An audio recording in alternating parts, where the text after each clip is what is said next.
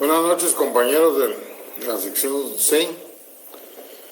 Vamos a, como quedamos, resolver los laboratorios que teníamos pendientes del Código Tributario y de la Ley de Herencias. Mañana les voy a mandar el del impuesto de la renta temprano para que hagan favor de contestarlo. Ustedes, me imagino, ya leyeron la ley, entonces va a ser más fácil. Y el miércoles en la noche es lo que vamos a referirnos al impuesto sobre la renta, una explicación general de esa ley y las respuestas. Hoy vamos a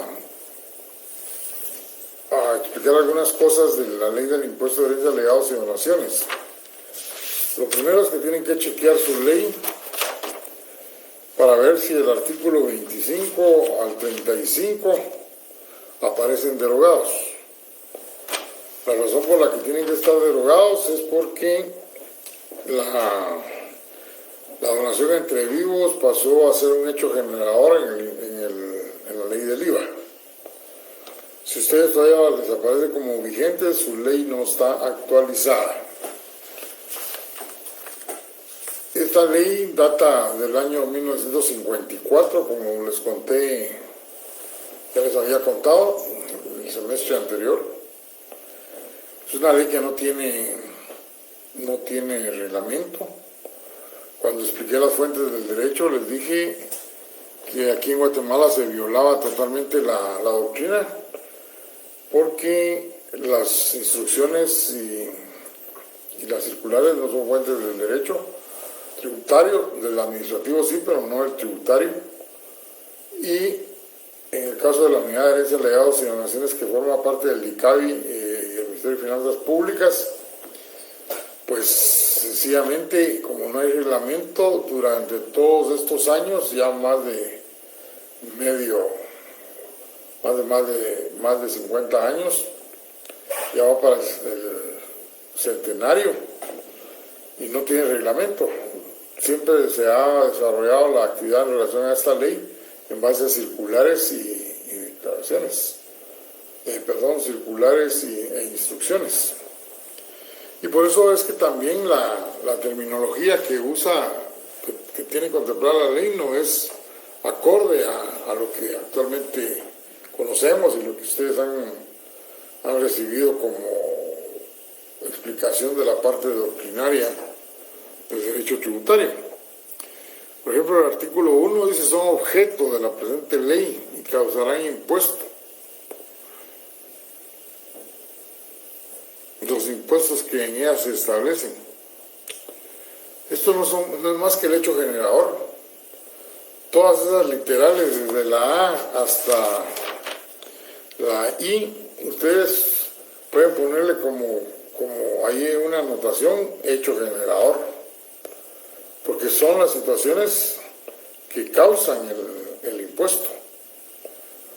Las donaciones de bienes inmuebles, las herencias de bienes muebles. Bueno, me imagino que ustedes ya leyeron toda esta parte.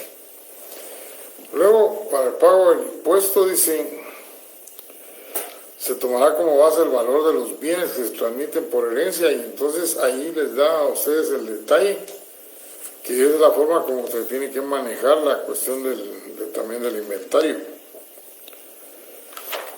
Algo importante es el artículo 7. El artículo 7 no son más que las tasas impositivas, pero las tasas impositivas se aplican en relación al parentesco. Solo des en cuenta, al principio dice hijos, cónyuges y concubinas. Esa es una figura que en el derecho civil ya no aparece. Fue derogado hace muchísimos años esa palabra de nuestro ordenamiento legal. Luego tenemos la parte del artículo 14. Dice: no causan el impuesto. no son más que las exenciones. Pongan la anotación exenciones. Al artículo 7 le pusieron tasas impositivas, al artículo 14 son las exenciones. ¿Qué es una exención? Les expliqué que es la figura que evita el nacimiento de la obligación tributaria. Y aquí le llaman no causan el impuesto, o sea, no permiten que nazca la obligación tributaria. Lo único es que las exenciones aquí están revueltas, las exenciones objetivas y subjetivas. La otra parte que llama mucho la atención es el artículo 39. En él se dice cuáles son los documentos que tienen que presentar a la unidad de herencias para que ellos se sirvan de determinar el monto del impuesto a pagar previa revisión de la ¿cómo se llama? De la Contraloría General de Cuentas. Lo importante resaltar aquí es que el artículo 39 dice qué documentos se deben de presentar para que se haga esa determinación. Sin embargo, esto ya no se cumple. ¿Por qué? Hay una circular o instrucción, no me recuerdo exactamente cómo la denominan, en la que nos obligan a nosotros los notarios a que presentemos el expediente completo. Y la última disposición que crearon, que no aparece en ningún texto legal, es que ustedes ya no pueden llevar el expediente y en la última hoja decir cuántos folios son los que van y qué es lo que se les están entregando, etcétera, para que les sirven de recibido. No, ahora tienen que pedir cita, primero que nada. Además de llevar el expediente, tienen que llevar una memoria donde va escaneado todo el proceso. Todas las hojas del proceso deben ir escaneadas. El que no tiene máquina para escanear, pues tiene que pagar, es un costo adicional. En cualquier otro lado que vayan les van a cobrar un quetzal por cada hoja que van a escanear. Ya no lo pueden incluir dentro del inventario porque ya está hecho como un gasto. Y eso no está en ningún texto. O sea, para mí una arbitrariedad, porque definitivamente esa memoria no les va a servir absolutamente para nada, porque ellos lo que tienen que ver es el expediente. Pero así son las cosas en nuestra Guatemala. En las denuncias de las herencias vacantes, en el artículo 49 está lo referente a cuánto es la comisión que van a recibir. Pero eso ya no se cumple, nadie, les decía yo el otro día, nadie va a denunciar, lo que hacen es poseer, toman posesión para que pasen los años y luego pedir la titulación supletoria. En el artículo 58 se menciona el Ministerio Público. Ya no se debe leer Ministerio Público, sino Procuraduría General de la Nación. Y en las disposiciones generales, pues ahí encuentran lo referente a los pagos parciales, a la figura en la 72, lo que se refiere a cesión de bienes. También van a encontrar cómo se puede hacer cuando... Bueno, hay un caso, ahí lo vamos a explicar cuando lleguemos a un caso que está en el laboratorio que tiene su base en estos artículos. Y finalmente, vean con detenimiento la cuestión de los usufructos. Es muy importante que lo tengan presente. Eso es así en términos muy generales. Esta ley es bien corta, son 86, 85 artículos. Creo que es muy fácil de interpretar también. Veamos el laboratorio, les voy a dar las respuestas. De nuevo, la recomendación que si no tienen la misma respuesta, la pongan a un margen, la que yo les dé, y luego confronten los artículos que ustedes pusieron con los que yo les estoy dando para que vean en dónde estuvo el error.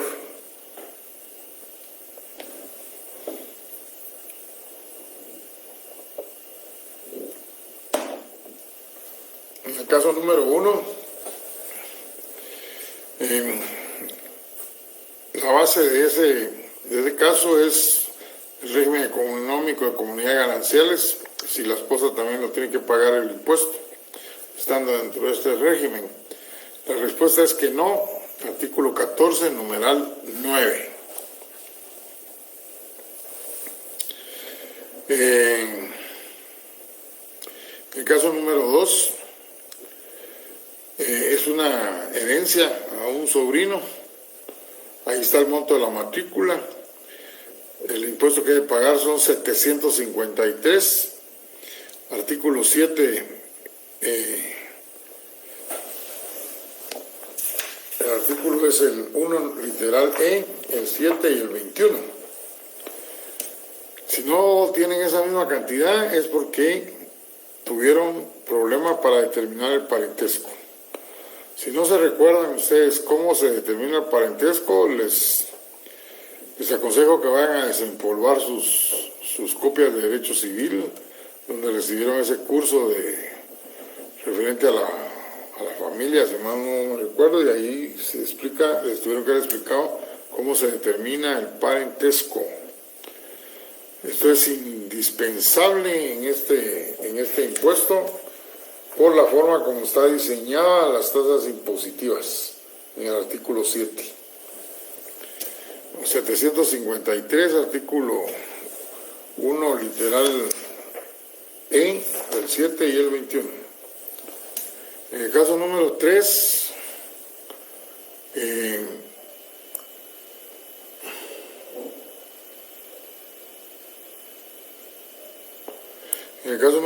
lo que tenemos es la notificación de una liquidación fiscal. Ahí se menciona una fecha. El impuesto es de 5.400. Hoy se presentan al pagarlo y manifiestan que hay obligaciones accesorias, o sea, multas. ¿Es correcta la posición del fisco? Sí, desde luego. Ya pasaron más de 10 días. En su caso indica el monto de la multa y la tasa de interés si hay. La multa es del 100% del impuesto y el recargo es del 1% mensual. Vean el artículo 43. Y es que ustedes deben de tener presente que en este impuesto hay dos multas. Hay una multa del 100% del impuesto si no se radica el proceso sucesorio dentro de los 6 meses después de fallecido el sujeto. Entonces, si el causante fallece, no se inicia el proceso dentro de los 6 meses siguientes, pues automáticamente ya se hicieron acreedores a una multa del 100% del impuesto. Esa multa normalmente la imponen. Son raras las familias que inician los procesos dentro de los 6 meses. Unos por pena, porque puede pensar la gente que no se ha terminado de enfriar el cadáver y ya están viendo cómo se quedan con los bienes, y no es eso, sino que la ley exige que sea dentro de ese plazo. Hay otra multa que cuando nos notifican la liquidación solo tenemos 10 días, es este caso precisamente. Entonces, ustedes reciben hoy la notificación, entonces tienen 10 días hábiles a partir de mañana para pagar lo que dice la liquidación que aprobó la unidad de herencias ya con el ok de la Contraloría. Entonces aquí es una situación difícil y les voy a plantear un caso para que ustedes lo respondan. Ustedes respóndanselo mentalmente. El lunes pasado les notificaron a ustedes esa liquidación de un proceso que están llevando y llaman por teléfono a la persona que es su contacto para esta situación, para el pago, y un familiar les dice que no está. ¿Y dónde lo puedo localizar? No sé. Y toda la semana pasada se pasaron buscándolo y nadie sabe el paradero, y es el heredero. El día de hoy alguien los llamó y le avisan que el fulanito no está en el país y que regresa hasta el 15 de octubre. que se fue en una excursión a toda Europa. ¿Qué hacen ustedes con una liquidación de 56,000 quetzales, donde el impuesto son 30,000 y pico y lo demás en multas? ¿Se lo van a pagar ustedes de su bolsa? A ver, piensen mentalmente, ¿qué harían? ¿Qué harían para evitar la segunda multa del 100% del impuesto por no pagar dentro de los 100 días, dentro de los 10 días? Ya que no podemos hablar, ¿alguien me quiere escribir algo de lo que piensa?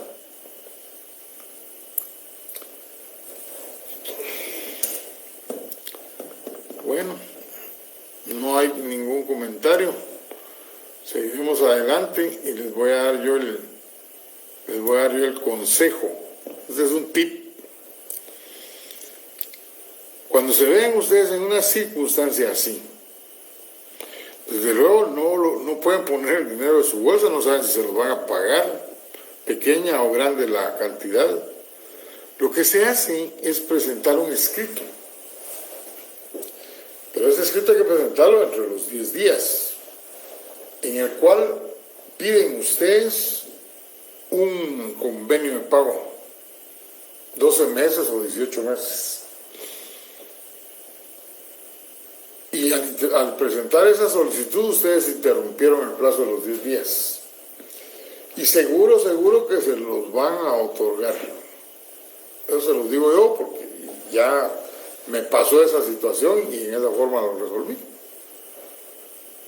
Al fin, desde luego no andaba por Europa mi cliente, pero no lo encontraba. Cuando lo logré encontrar, ya habían pasado los 10 días. Y logré con eso quitarle la multa.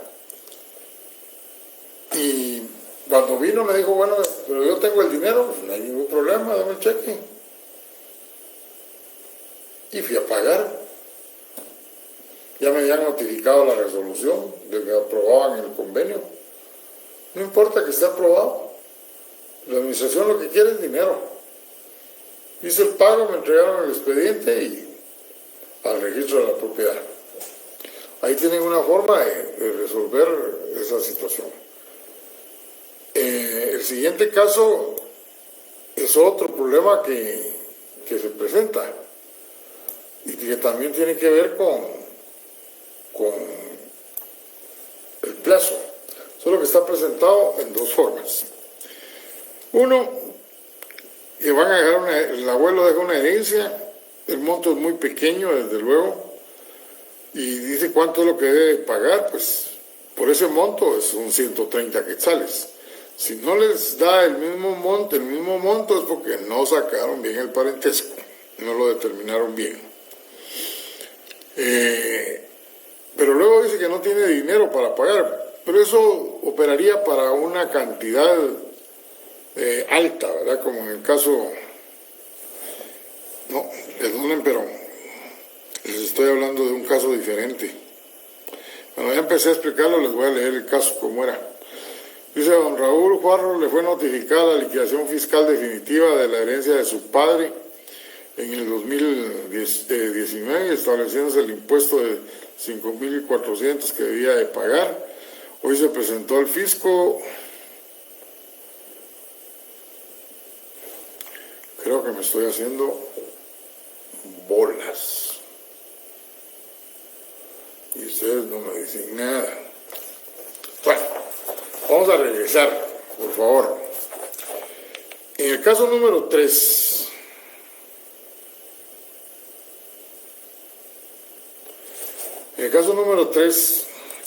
ustedes lo que tienen es que don Raúl le fue notificada una liquidación fiscal de la herencia de su padre y que se determina como impuesto 5,400. Al presentarse a cancelar les manifiestan que debe pagar las obligaciones accesorias. ¿Es correcta la obligación, la posición del fisco? Sí.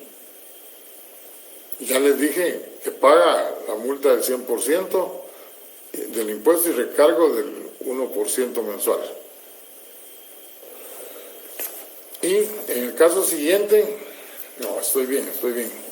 En el caso siguiente es que don Juan Weiss deja la herencia y el pago es por 130, porque el monto son 6.500 de lo que está evaluada la finca. Y luego le indican que no tienen fondos, pero eso operaría para un impuesto mucho más alto, ¿verdad? Y que si se puede pagar mediante una hipoteca con el sistema bancario, pero hipotecando la finca que se va a heredar. Y la respuesta es que sí es la solución al problema de los fondos. Ustedes le pueden recomendar el convenio, pero al hacer las cuentas tendrían que pagar, supóngase, 8.000, 9.000 mensuales. No los tienen. Es decir, no los tengo. ¿Qué otra forma podemos solventar este problema? Hipotecando. ¿Y cómo podría procederse? Pues la respuesta la tienen en el artículo 73. ¿Cuál es la solución al problema de los fondos? Hipotecar. La base legal de este caso es el artículo 1, literal E, el 7 y el 73.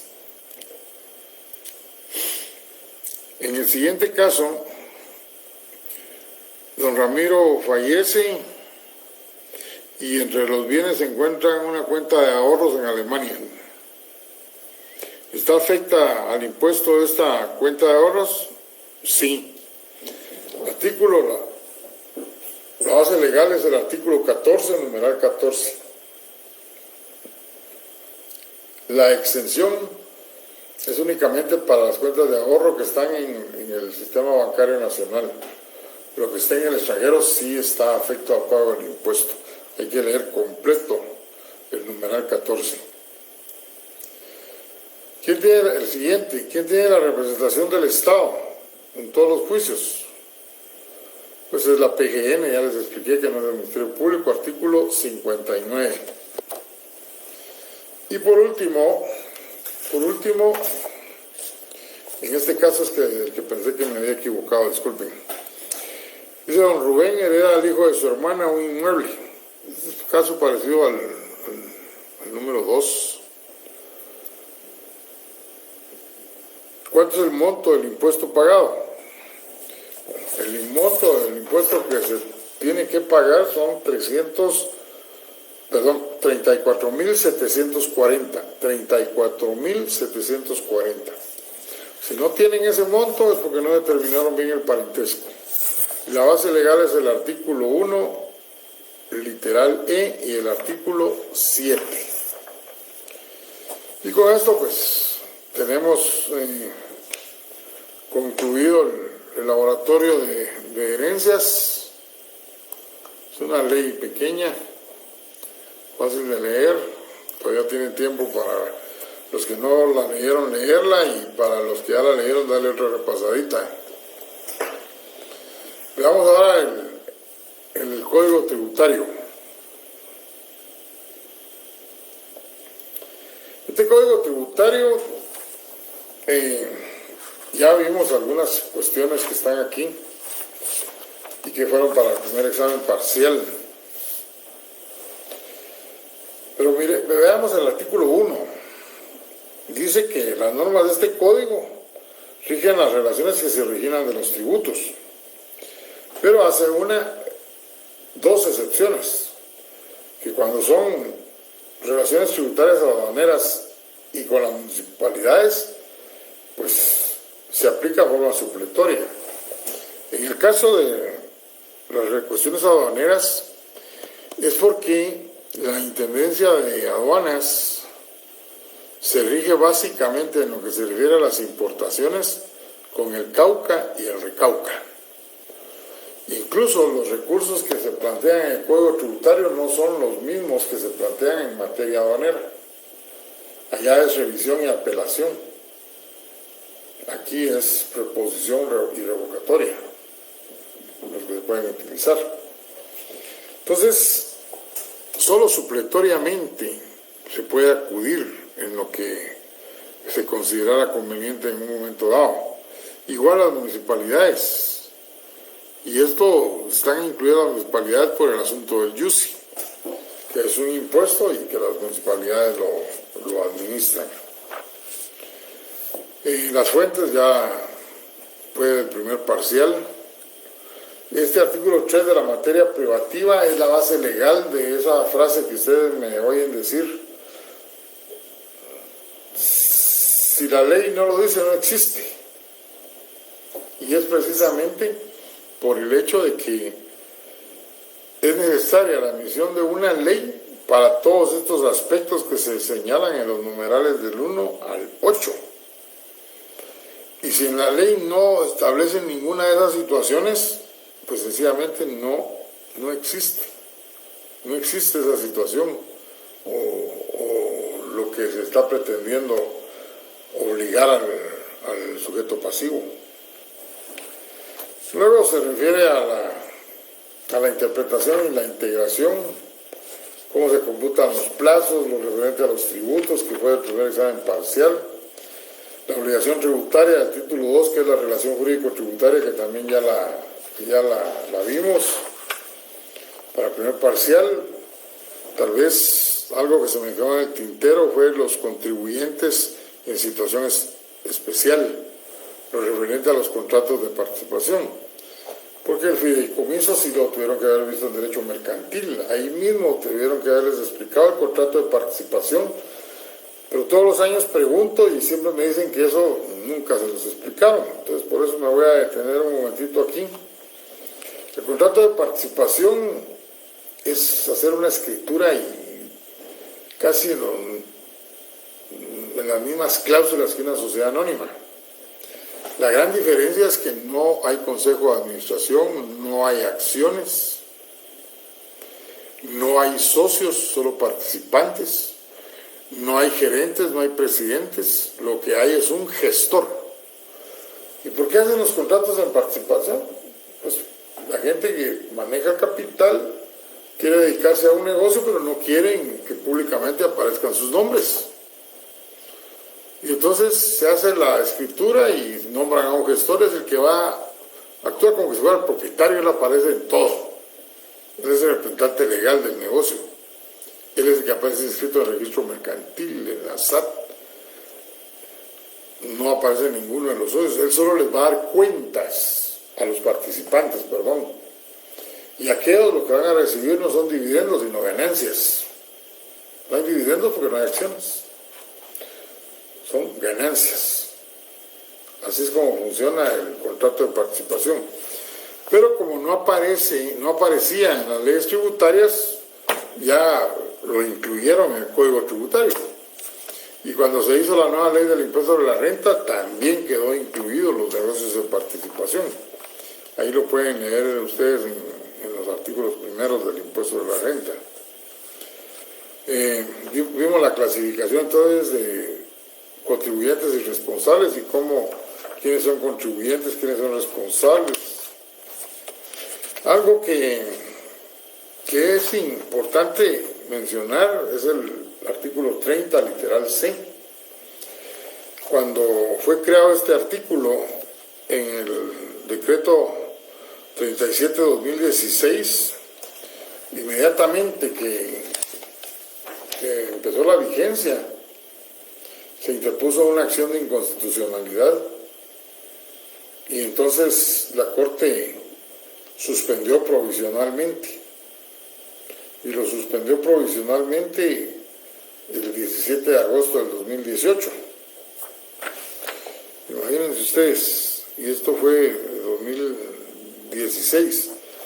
Pero al suspenderlo provisionalmente quedó parado. ¿Y cuál era la ansiedad de los contribuyentes porque se suspendiera o se eliminara el texto legal? Es porque ahí le dan facultades a la SAT para que puedan pedir información bancaria. Que conste que esto, cuando se presentó el proyecto, me recuerdo yo que el proyecto iba que la SAT directamente podía pedir la información a los bancos, que es como funciona en otros países. Sin embargo, definitivamente por las presiones en el Congreso de la República cambiaron el texto y dijeron que está bien, va a tener eso la SAT, pero a través de un juez. O sea, no le dejaron la libertad, le amarraron las manos a la SAT para que lo haga a través de un juez. Y con ese tiempo que gana el contribuyente, pues se pueden hacer muchas cosas internamente en cuestiones contables. Ese artículo quedó vigente el 25 de noviembre del 2019, cuando ya la Corte dijo no, está el artículo así como está presentado, está bien. Y ahí lo que van a encontrar ustedes, por eso les digo que es importante, es el procedimiento que la Administración Tributaria tiene que seguir para poder solicitar esa información. El juez se lo tiene que autorizar. Luego habla del hecho generador, ya hablamos del hecho generador y llegamos a la extinción de la obligación tributaria. Este punto, recuérdense que les dije que era materia también para el examen teórico. Tienen que leerlo, tienen que tenerlo presente. Todo yo les mencioné hasta el artículo 53, del 35 al 53. Se habla de la incobrabilidad que puede declarar la SAT en aquellas deudas que no pasen de 1,000, pero dice qué es lo que tiene que hacer la SAT para que se pueda declarar esa incobrabilidad. También habla de los casos menores de 5,000. Eso es muy difícil que se dé. Pasaron 18 años y el primer directorio nunca autorizó la incobrabilidad porque no se hacían las gestiones correspondientes. El de 1,000 sí operó, pero mediante un decreto del Congreso de la República, que es el que yo les contaba, con aquella situación del modo de extinguir la obligación tributaria mediante la condonación, que la doctrina dice que se condonan las obligaciones accesorias, multas y intereses, pero nunca la obligación principal. Y en esa oportunidad el Congreso declaró la incobrabilidad de los 1,000 quetzales y de una vez entonces fueron sacados de los registros. Las exenciones, también ya hablamos de las exenciones. En las infracciones es muy importante que tengan claro el artículo 75. Les digo esto porque en alguna oportunidad yo planteé un caso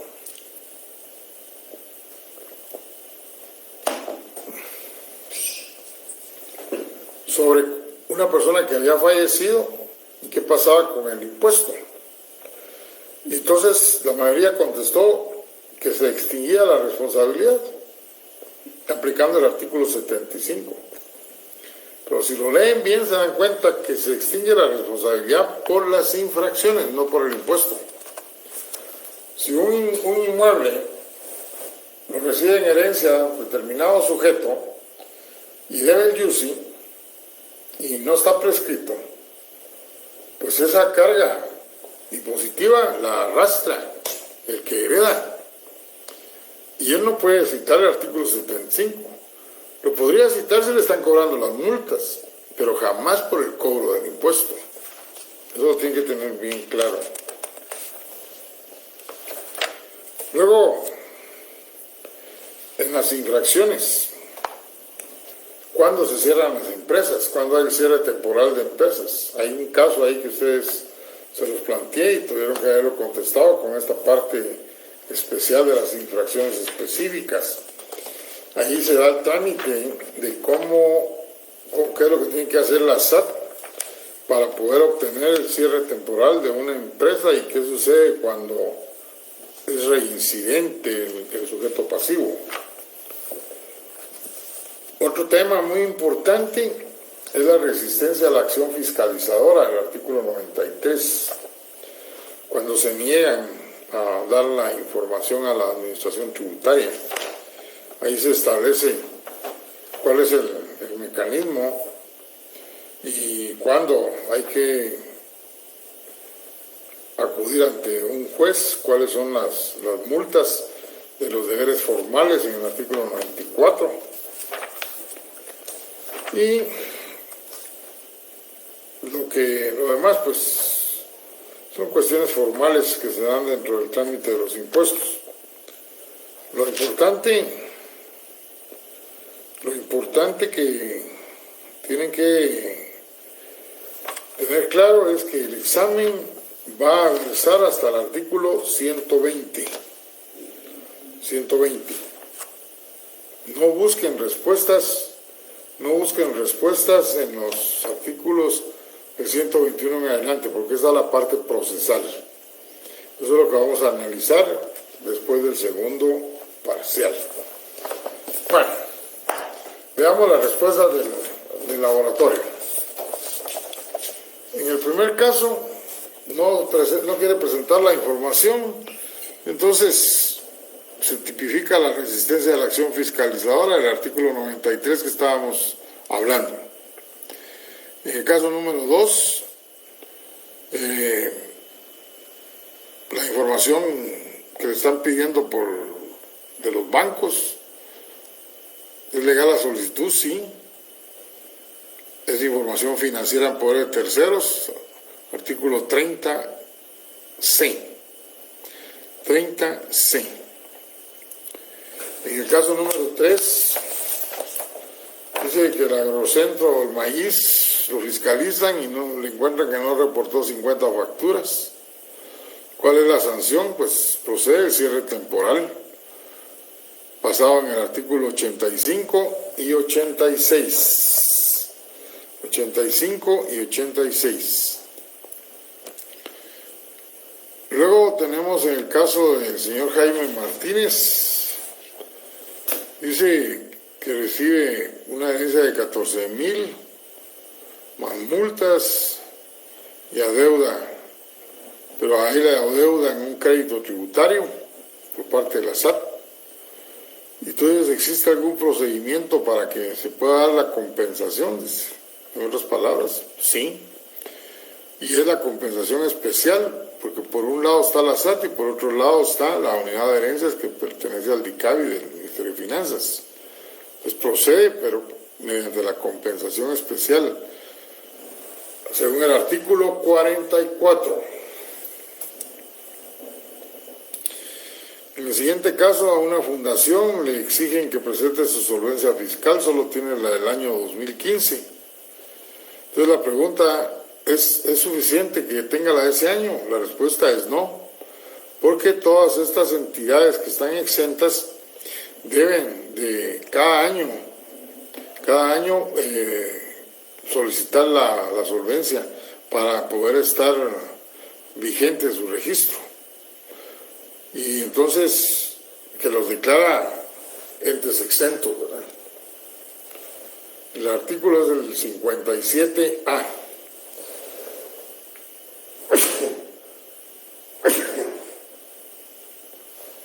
Perdón. El 57A.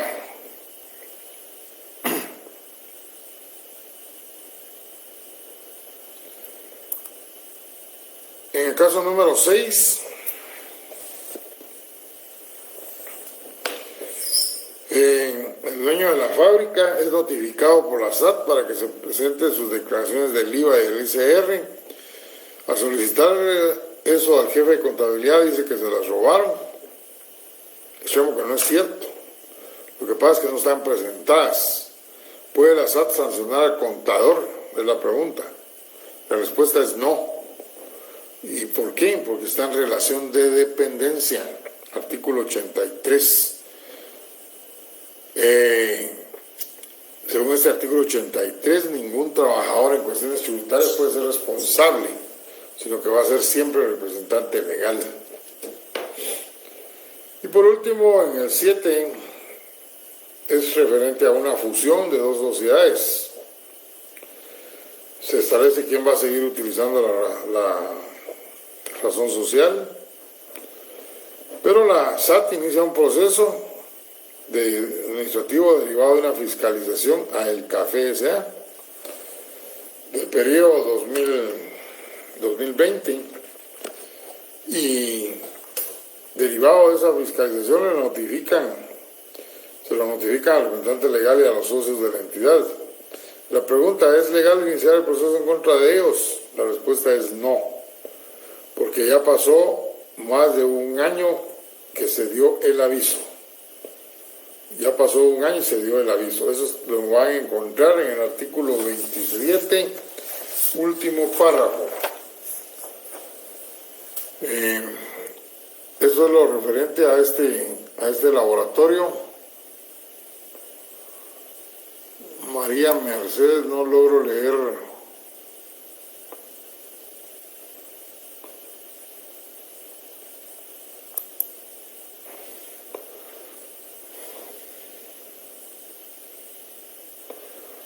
Dice María Mercedes: en el caso de presentar la solicitud al juez, esto es por el artículo 30C, ¿quién es el facultado para requerir la información de la entidad?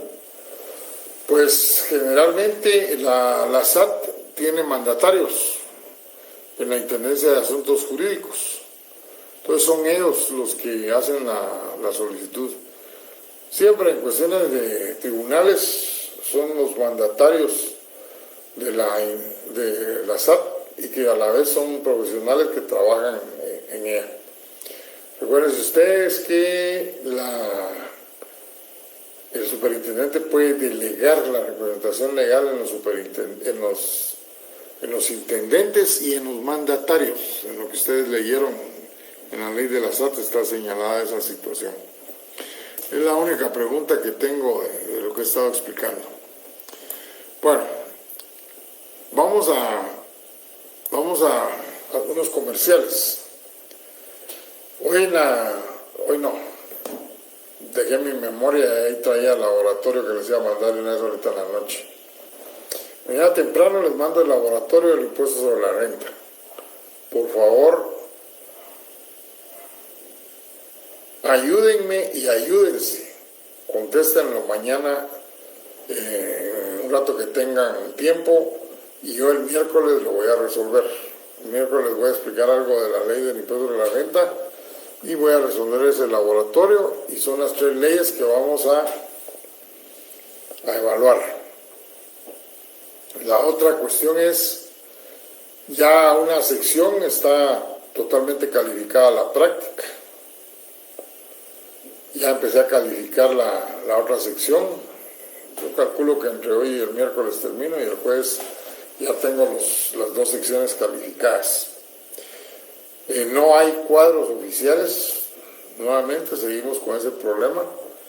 Entonces la forma como se los voy a publicar es que voy a escanear e imprimir todo lo que el Classroom proporciona con los resultados. Les voy a escanear las hojas tal y como me las reprodujo, porque ahí aparecen desordenados conforme las fueron entregando. Entonces sería mucho trabajo tratar de ordenarlos por carnet. Entonces mejor se buscan ustedes, ahí va a aparecer su nombre y su carnet y su nota. El sistema califica, ¿se recuerda? Y por aparte, yo en Word voy a ordenar los exámenes por carnet. Entonces voy a publicar el carnet y el valor, lo que obtuvieron como resultado de la parte práctica. Ustedes, su único trabajo es buscarse en los 2 listados y sumar los 2 resultados, teoría y práctica, y ese es el punteo del segundo parcial. Cuando ya hayan listados oficiales, pues es lo que vamos a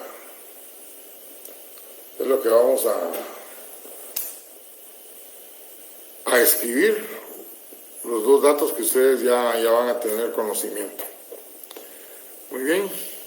La segunda retrasada, a mí me pareció muy extraño. Andrés Doni se está preguntando y me pareció muy extraño que hasta el 24 de octubre la programaran. Pero no dije absolutamente nada porque me imaginé que era el problema del pago y los listados y todo eso, y que todavía no se ha salido de la primera retrasada. Entonces dije, tal vez para esas fechas es que ya piensan tener todo ya en orden. Pero en el intermedio de las dos clases me escribió la secretaria de la coordinación, la licenciada Rosario, y me explicó que fue un error, que era para el 24 de septiembre. Entonces yo no hice nada porque también dije, no puede ser el 24 de septiembre porque fue el día de los abogados y notarios. Sin embargo, sí fue un error, el examen iba a ser esa fecha. Tengo entendido que lo van a programar, pero no me crean hasta que no veamos la programación, que es para el 8 de octubre. Ustedes estén atentos, y los que llevan esa retrasada, pues tienen que estar estudiando desde hace rato, desde que yo les dije que habían perdido. Andrés Donis, esa es la respuesta de lo que me está preguntando. Hay una pregunta de María Mercedes Arce. Dice, la SAT solicita al juez y el órgano...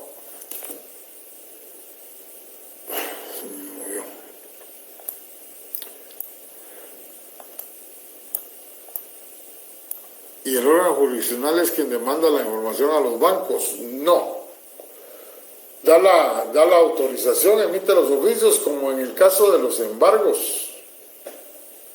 Le ordena a los bancos que den la información directamente a la SAT.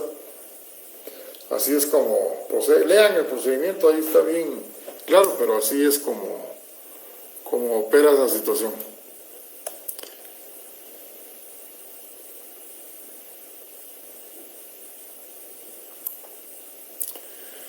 Dice Fabi Méndez que no ha podido pagar la retrasada porque el sistema no le genera la boleta. Y un compañero me preguntó una situación de esas, yo averigüé, y a donde tienen que ingresar es al CIF. En el CIF busca la parte que le corresponde a los alumnos, y ahí tiene toda la información, y una vez ahí le genera su boleta y puede pagar.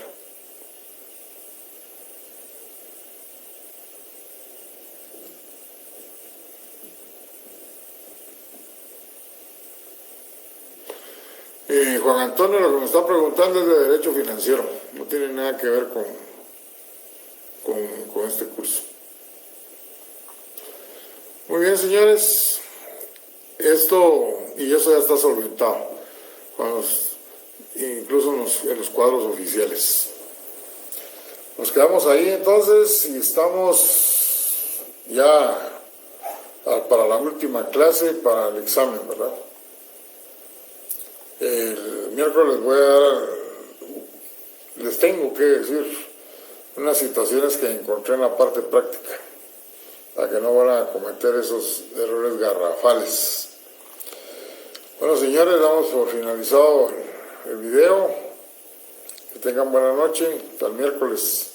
Ahí ven en Facebook el laboratorio del impuesto a la renta.